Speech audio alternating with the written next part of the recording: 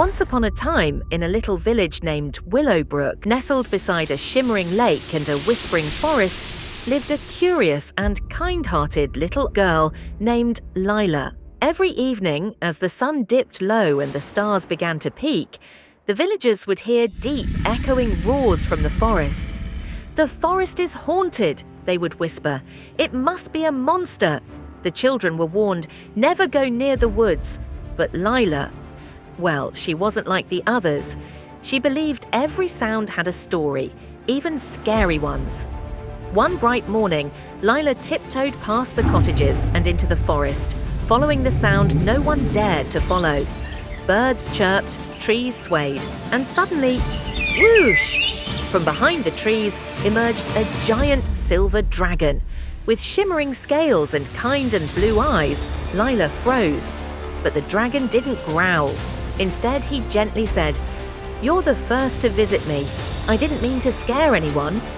Dragon had been living quietly by the lake for years. He loved singing to the moon, which caused the deep sounds everyone feared.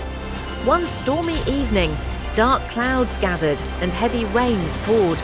The river near the village swelled and threatened to flood all the homes. The villagers panicked.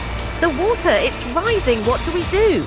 That's when Lila ran to the forest and called for Dragon. "Please, Dragon, we need your help." With a mighty flap of his wings, Dragon soared above the village. He blew strong gusts of wind, pushing the floodwater back toward the lake. Then, with his powerful claws, he built a barrier of rocks and trees to protect the village. The villagers were stunned. "The dragon saved us," Lila smiled. He was never scary, he just needed a friend. From that day on, Dragon became the guardian of Willowbrook. Children played by the lake, hoping to hear him sing. The villagers brought him treats, mostly roasted marshmallows, and he'd tell stories with Lila by his side. And so the forest was no longer feared, the dragon was no longer lonely.